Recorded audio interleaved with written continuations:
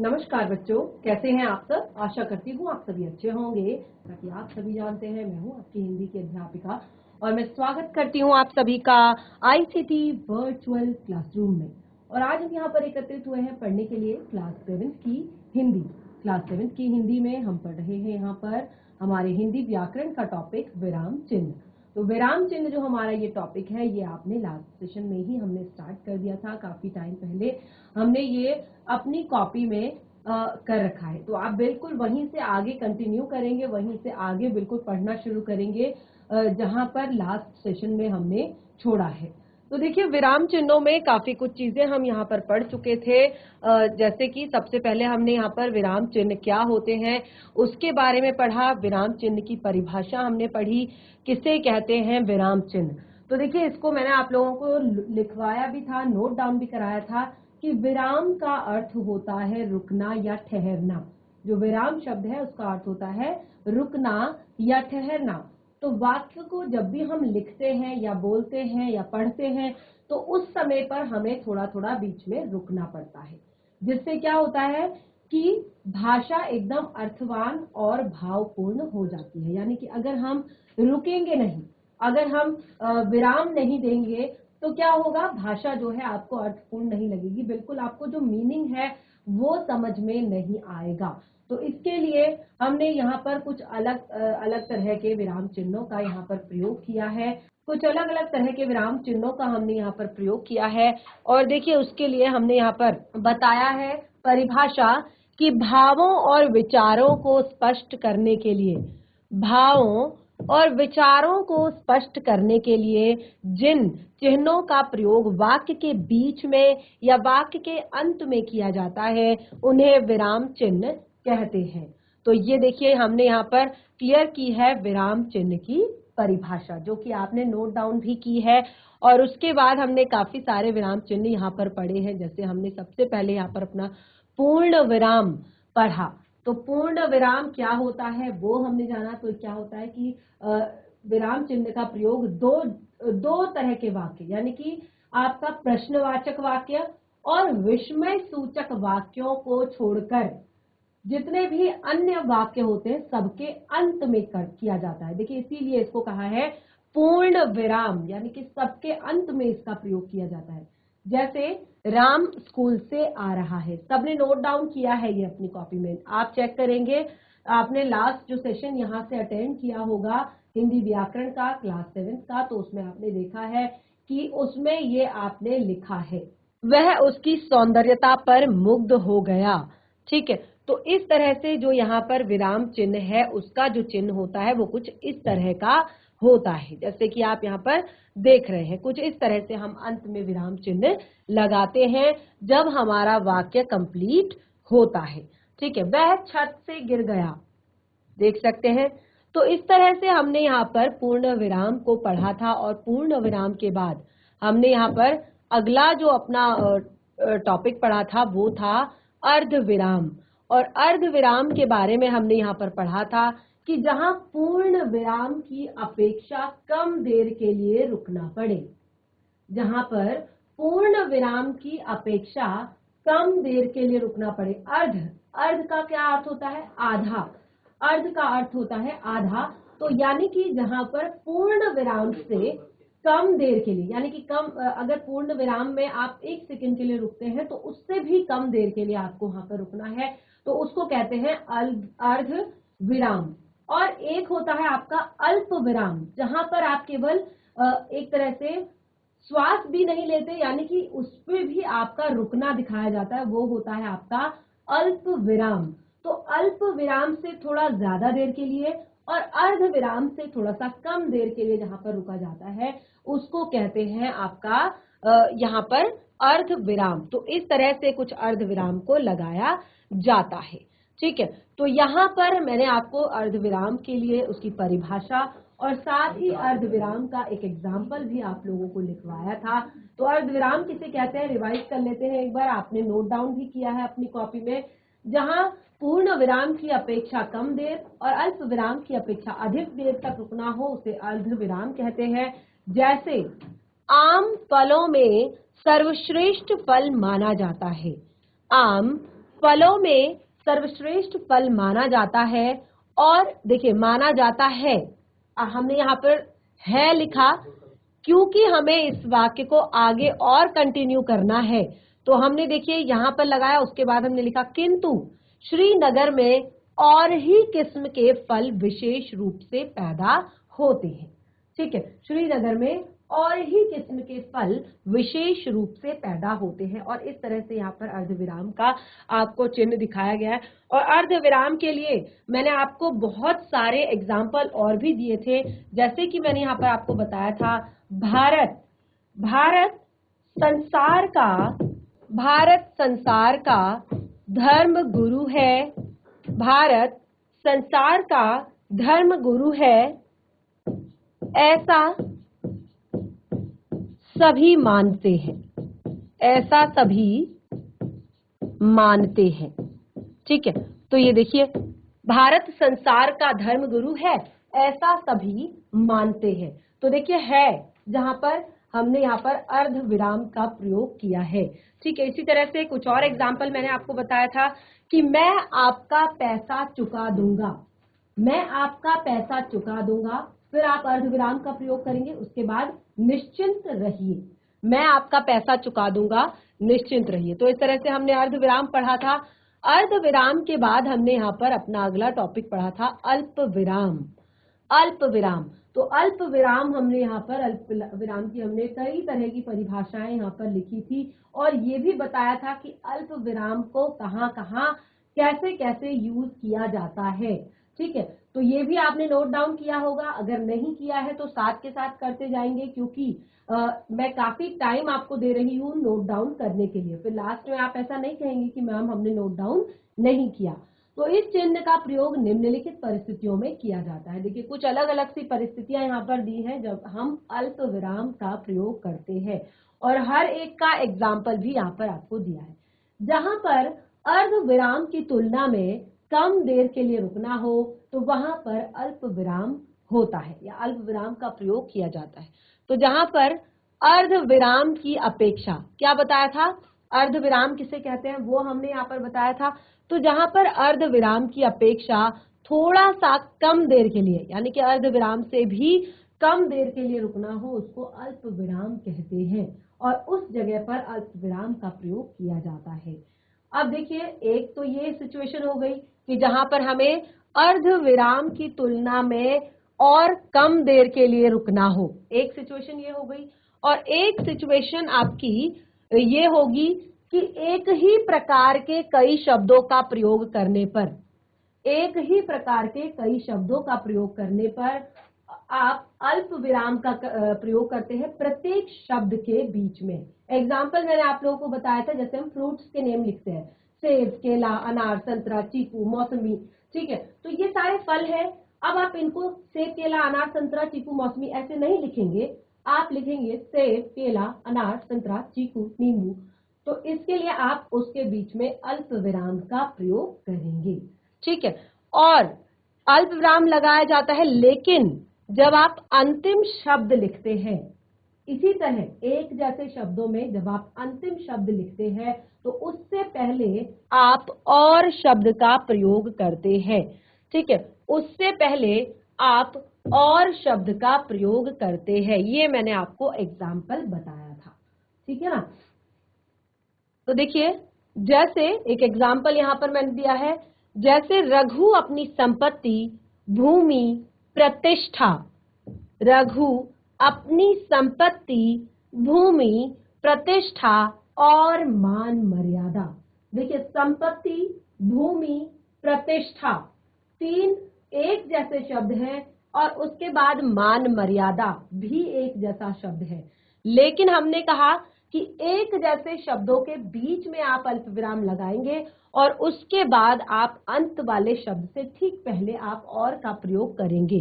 तो अपनी संपत्ति, भूमि और प्रतिष्ठा, ठीक है, और मान मर्यादा सब खो बैठा। ठीक है, तो ये आपका एक एग्जाम्पल इस तरह का है। तीसरा पॉइंट हमने यहाँ पर पढ़ा था कि पत्र के अभिवादन और समापन में जैसे शुरुआत करते हैं पूज्य पिताजी, तो वहां पर भी हम अल्प विराम का प्रयोग करते हैं। पूज्य पिताजी, या आप लिखते हैं सेवा में श्रीमान, या आप लिखते हैं महोदय, तो वहां पर आप क्या करते हैं, अल्प विराम का प्रयोग करते हैं। और अंत में भविदय, मान्यवर, इसके साथ भी आप अल्प विराम का प्रयोग करते हैं। ठीक है, तो इस तरह से ये 2-3 पॉइंट हमने पढ़े। आगे भी हमने यहाँ पर कुछ पॉइंट्स पढ़े थे। यहाँ पर हमने यहाँ पर पढ़ा था सबसे पहले कि तारीख के साथ महीने का नाम, यानी कि अगर आप तारीख के साथ महीने का नाम लिखते हैं, उससे पहले तथा बाद में सन और संवत लिखते हैं, तो उससे पहले अल्प विराम का प्रयोग किया जाता है। जैसे अब देखिए एग्जाम्पल देखिए, गांधी जी का जन्म 2 अक्टूबर, देखिए 2 अक्टूबर सन 1869 ईस्वी। ठीक है, 1869 ईस्वी में गांधी जी का जन्म हुआ, 1869। तो देखिए यहाँ पर 2 अक्टूबर के बाद अल्प विराम का प्रयोग किया गया है, उसके बाद सन लिखा गया है, को गांधी जी का जन्म हुआ। साथ ही एक ही वाक्यांश या वाक्यांश की पुनरावृत्ति हो, एक ही शब्द या वाक्यांश की जब पुनरावृत्ति होती है तो वहां पर भी अल्प विराम का प्रयोग किया जाता है। जैसे भागो भागो, भागो भागो आग लग गई, तो भागो भागो शब्द के बीच में यहाँ पर क्या किया है, अल्प विराम का प्रयोग किया है। क्लियर, तो अल्प विराम भी हमने यहाँ पर क्लियर कर लिया था। अब हम प्रश्नवाचक चिन्ह, तो प्रश्नवाचक चिन्ह में कब किया जाता है प्रश्नवाचक चिन्ह, जब हिंदी भाषा में प्रश्नवाचक चिन्ह का प्रयोग हम किसी भी वाक्य के अंत में करते हैं जब हमें वहां पर प्रश्न पूछे जाने का बोध होता है। जैसे तुम कहाँ जा रहे हो, तुम कहाँ जा रहे हो। ठीक है, तो हम ये यहाँ पर प्रश्न पूछा और उसके बाद हमने यहाँ पर प्रश्न चिन्ह लगाया, तुम कहाँ जा रहे हो। ठीक है, तो ये आपका प्रश्नवाचक चिन्ह हो गया। ठीक है, तो हमने क्या कहा था कि प्रश्नवाचक और विस्मयादि बोधक 2 तरह के वाक्यों को छोड़कर हर एक वाक्य में आपका प्रश्नवाचक चिन्ह प्रयोग किया जाता है। ठीक है, हर एक वाक्य में हमने कहा था विराम चिन्ह का प्रयोग किया जाता है, इन दोनों को छोड़कर, क्योंकि इसमें हम वाक्य के अंत में क्या लगाते हैं, इसमें हम वाक्य के अंत में प्रश्नवाचक चिन्ह लगाते हैं। उसके बाद हमने कहा विस्मय सूचक, विस्मय सूचक यानी कि हिंदी भाषा में विस्मय अर्थात आश्चर्य, हर्ष, शोक, घृणा आदि का बोध कराने के लिए इस चिन्ह का प्रयोग किया जाता है। यानी कि जब भी हम विस्मय, आश्चर्य, हर्ष, शोक, दुख, घृणा ये सारी चीजें प्रकट करते हैं तो उस समय पर हम विस्मयादि बोधक चिन्ह का प्रयोग करते हैं, जो कि इस तरह का होता है। तो देखिए, वाह, आप यहाँ कैसे पधारे, वाह, आप यहाँ कैसे पधारे, यानी कि आपने विस्मय दिखाया, आप खुश हुए कि यहाँ पर पधारे हैं, आप खुश हो गए। ठीक है, हाय बेचारा व्यर्थ में मारा गया, हाय बेचारा व्यर्थ में मारा गया, तो हाय बेचारा, उसके बीच में आप देख सकते हैं यहाँ पर विस्मयादि बोधक चिन्ह का प्रयोग किया गया है। तो ये जो आपका विस्मयादि बोधक चिन्ह है ये यहाँ पर दुख को जता रहा है। अगला है अरे तुम कब आए, आश्चर्य का बोध करा रहा है, अरे तुम कब आए।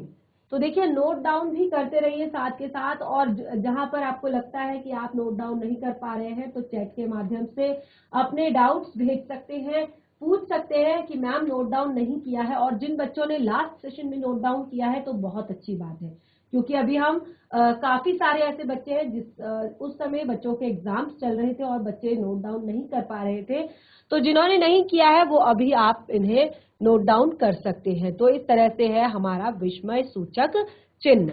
ठीक है, चलिए आगे बढ़ते हैं। योजक चिन्ह, अब आता है हमारा योजक चिन्ह। तो यहाँ पर अब आता है योजक चिन्ह। देखिए, योजक का क्या अर्थ होता है, योजक का अर्थ होता है कि जिससे क्या होता है, युग्म, शब्दों का एक युग्म, शब्दों को जोड़ना, दो शब्दों को जोड़ना। तो देखिए इस शब्द के प्रयोग के लिए भी हमने यहाँ पर कुछ अलग अलग परिस्थितियां बताई हैं। जैसे आप देख सकते हैं, पहली परिस्थिति नोट डाउन भी करते रहेंगे साथ साथ और समझेंगे भी। पहली परिस्थिति देखिए, सामाजिक पदों या पुनरुक्त और युग्म शब्दों के मध्य में। जो सामाजिक पद है या पुनरुक्त और युग्म शब्द है, उनके मध्य में इसका प्रयोग किया जाता है। जैसे जय पराजय, ठीक है, सामाजिक पद जय पराजय। उसके बाद लाभ हानि, ठीक है, लाभ हानि। आगे दो दो, राष्ट्रभक्ति। तो देख सकते हैं युग्म यानी कि शब्दों का जोड़ा, शब्दों का जोड़ा यहां पर बनाया जा रहा है। जैसे जय पराजय, ठीक है, एक जोड़ा हो गया, शब्दों का युग्म हो गया, ठीक है, और ये क्या कर रहा है, शब्दों को जोड़ रहा है आपस में। लाभ हानि, लाभ हानि, ठीक है। अगला है दो दो, राष्ट्रभक्ति। हर एक के बीच में आप देख सकते हैं योजक चिन्ह का प्रयोग किया गया है और इस तरह से यहाँ पर योजक चिन्ह को दिखाया गया है। आप नोट डाउन भी करेंगे, साथ के साथ उसको लिखेंगे भी। अगली सिचुएशन यहाँ पर दी गई है तुलनावाचक। तुलनावाचक के रूप में भी इसका प्रयोग किया जाता है। जैसे किसी से तुलना की जाए, सा, सी, से, के पहले। जैसे चांद सा चेहरा, चांद आपका योजक चिन्ह, सा चेहरा, चांद सा चेहरा। तो इस तरह से आपका ये योजक चिन्ह यहाँ पर प्रयोग किया गया है। तो जितने भी सामाजिक पद होते हैं, जैसे बहुत सारी चीजें हैं यहाँ पर, अमीर, गरीब, ठीक है, अमीर गरीब। या जैसे हमने कहा चांद सा चेहरा, तो हम लिखेंगे भरत सा भाई, भरत सा भाई, ठीक है। इस तरह से ये जो शब्द है ये तुलनावाचक भी होते हैं और पुनरुक्ति को भी दर्शाते हैं, ठीक है। तो ये था हमारा योजक चिन्ह। तो यहाँ पर हमने नोट डाउन कर लिया था। आगे बढ़ते हैं और ये सबने नोट डाउन कर लिया होगा। अगर किसी ने नहीं किया है तो वो जरूर आप अपनी अपनी प्रॉब्लम्स यहाँ पर रख सकते हैं कि मैम हमने ये नोट डाउन नहीं किया है। अब आता है हमारा यहाँ पर उदाहरण चिन्ह। उदाहरण चिन्ह जो होता है आपका, वो हिंदी भाषा में किसी और के वाक्य या शब्द को ज्यों का त्यों रखने के लिए प्रयोग किया जाता है। यानी कि किसी के शब्दों को हम एज इट इज, किसी ने कुछ कहा है, कोई स्टेटमेंट दी है और हम उस स्टेटमेंट को ज्यों का त्यों रख देते हैं, तो वहां पर आपका उदाहरण चिन्ह का प्रयोग किया जाता है, ठीक है। तो इसके लिए भी मैंने आपको यहाँ पर एक एग्जाम्पल, जैसे कि आप देख सकते हैं, लिखा है रघुकुल रीति सदा चली आई, प्राण जाई पर वचन न जाई। तो देखिए ये गोस्वामी तुलसीदास जी ने कहा है और हमने इसमें कोई भी चेंजेस नहीं किए हैं और उनकी जो बात है उसको एज इट इज यहाँ पर रख दिया। रघुकुल रीति सदा चली आई, प्राण जाई पर वचन न जाई। तो बच्चे इसे नोट डाउन कीजिए फटाफट, क्योंकि ये वाला जो हमने उदाहरण चिन्ह है ये हमने लास्ट सेशन में नोट डाउन नहीं किया था। और यहाँ पर कुछ और एग्जाम्पल्स में आपके लिए लिख देती हूँ। जैसे कि मैंने यहाँ पर एक और एग्जाम्पल आपको दिया था, स्वराज्य, स्वराज्य हमारा, हमारा जन्म सिद्ध अधिकार है।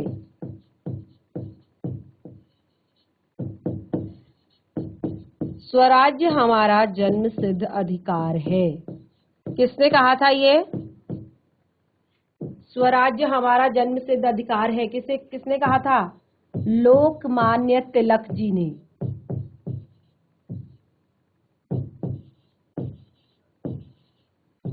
चलिए इसको आप परिभाषा नोट डाउन कीजिए और उसके बाद यहाँ पर जो उदाहरण दिए गए हैं उन्हें नोट डाउन कीजिए।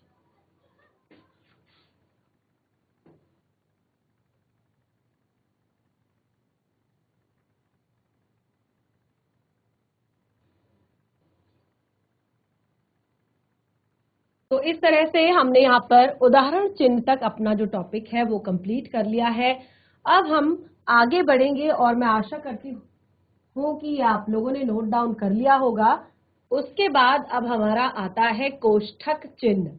कोष्ठक चिन्ह किसे कहते हैं? देखिए इस तरह से कोष्ठक, जो हम इस तरह से ब्रैकेट में किसी बात को लिखते हैं और उसके बाद किसी बात को यहाँ पर इस तरह से ब्रैकेट बंद कर देते हैं, इसे कहा जाता है कोष्ठक।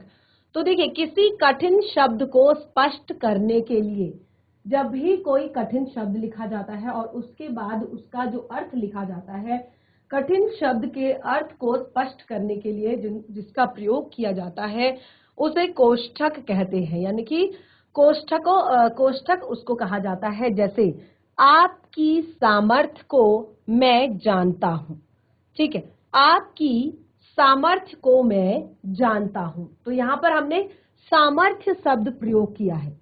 सामर्थ्य का अर्थ होता है शक्ति।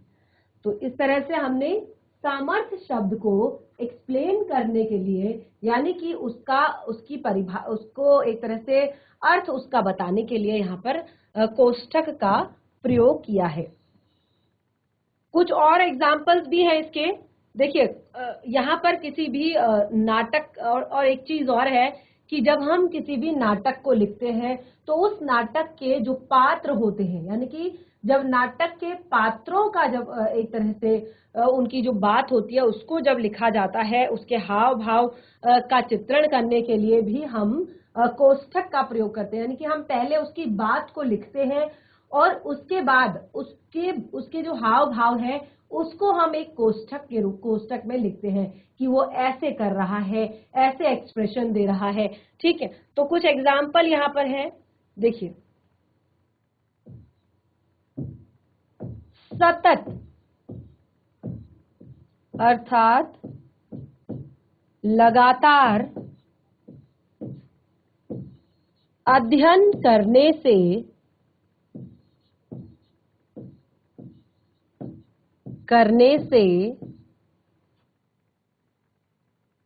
हर कार्य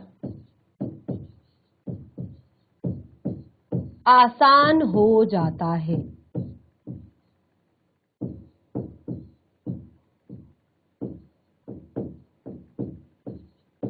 लगातार अध्ययन करने से हर कार्य आसान हो जाता है। तो हमने यहाँ पर लिखा सतत अध्ययन करने से। अब हर किसी को सतत का अर्थ नहीं पता, तो हमने कोष्ठक में लिखा लगातार अध्ययन करने से हर कार्य आसान हो जाता है। ठीक है, और भी एग्जाम्पल है यहाँ पर।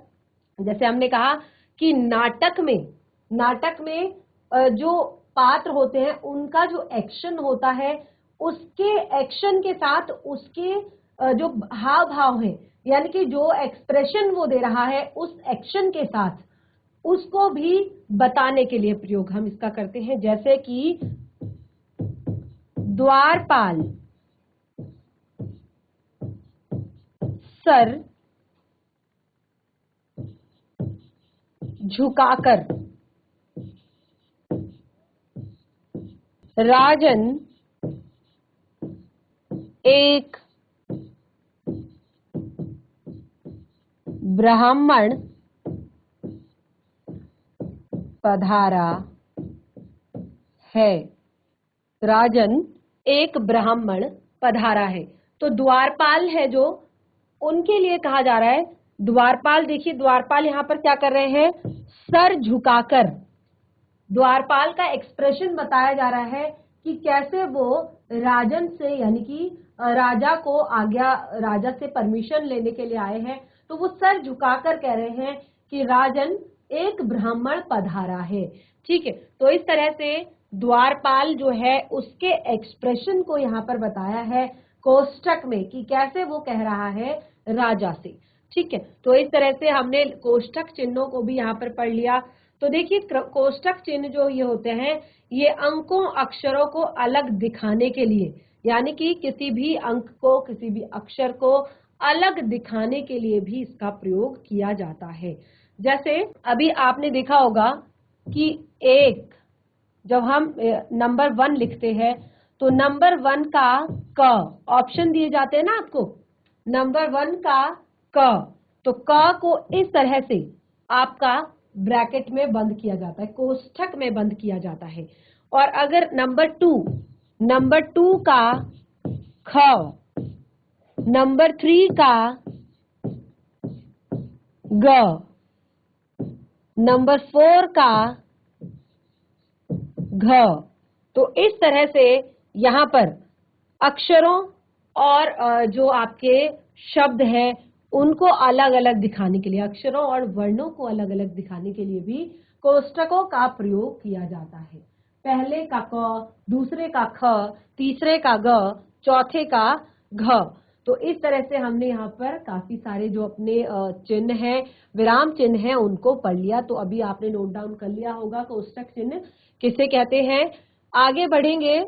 कोष्ठक चिन्ह के बाद आता है हमारा अगला जो चिन्ह है, उसको हम कहते हैं लाघव चिन्ह। लाघव चिन्ह क्या होता है? लाघव चिन्ह, तो देखिए हिंदी भाषा में किसी शब्द या वाक्य को संक्षिप्त रूप में लिखने के लिए लाघव चिन्हों का प्रयोग किया जाता है। यानी कि हिंदी भाषा में जब भी कोई बड़ा शब्द होता है जिसको हमने बार बार यूज करना होता है और उस शब्द को संक्षिप्त करने के लिए, छोटा करने के लिए वहां पर लाघव चिन्ह का प्रयोग किया जाता है। तो जैसे यहाँ पर देख सकते हैं आप, किसी भी चीज को संक्षिप्त करने के लिए, तो आपने कई बार अपने पेज के सामने इस तरह का लिखा हुआ देखा होगा, कृ प उ, तो इसका पूरा फुल फॉर्म है कृपया पृष्ठ उलटिए।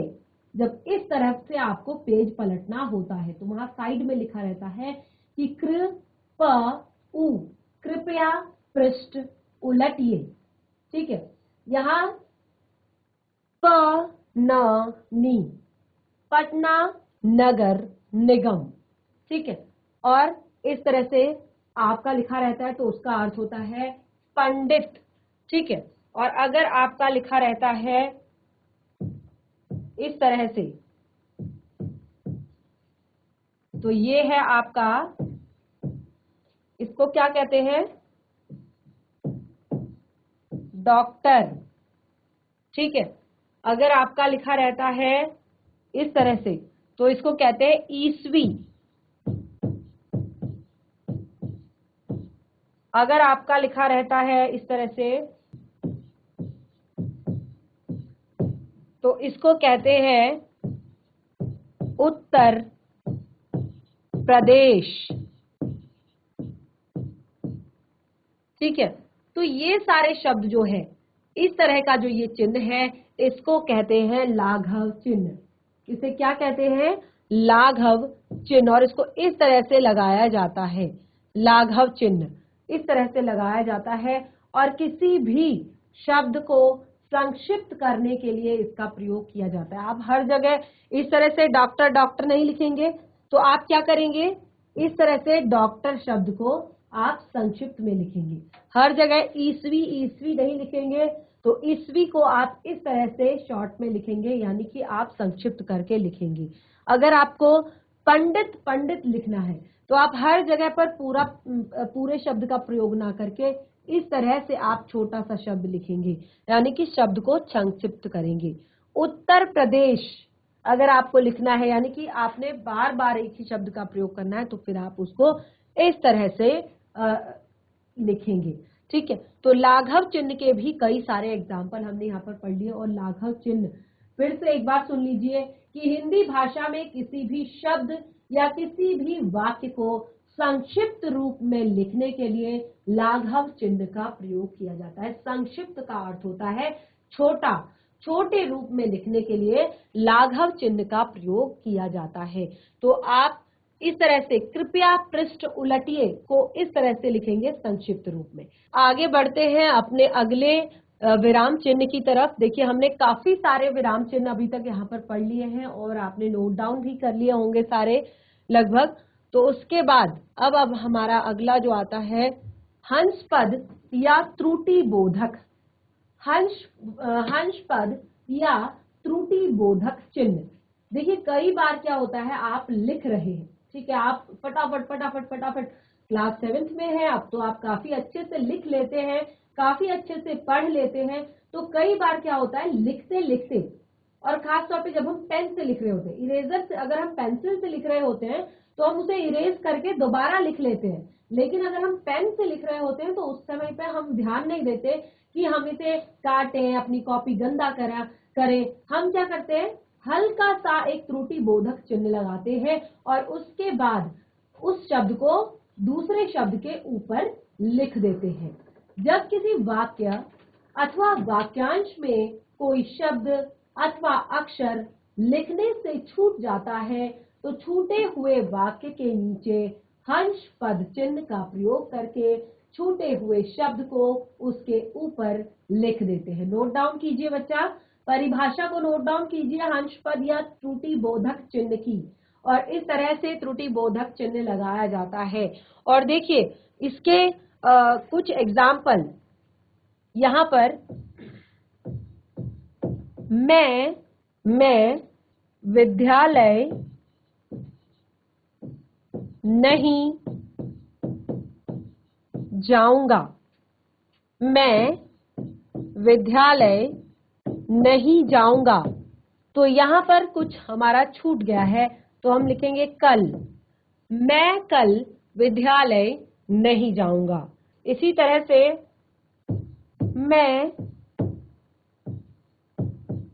बाजार जाऊंगा। मैं बाजार जाऊंगा। तो यहाँ पर हमारा कुछ शब्द छूट गया जो है आज।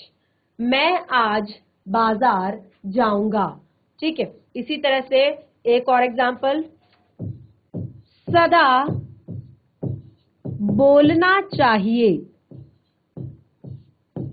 सदा बोलना चाहिए। क्या बोलना चाहिए? सदा सत्य। सदा सत्य बोलना चाहिए। तो इस तरह से यहाँ पर हम वाक्य में नीचे की तरफ लाघव चिन्ह का प्रयोग करेंगे और उसके बाद हम अपना जो वाक्य है उसको हम कंप्लीट करेंगे। तो इस तरह से हमने यहाँ पर काफी सारे विराम चिन्ह पढ़ लिए हैं, बहुत अच्छे से समझ भी लिए हैं। तो इन सबको आज आप घर पर जाकर एक बार पढ़िए, रिवाइज कीजिए।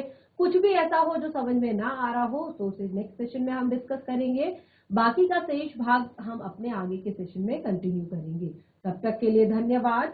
आपका दिन शुभ हो।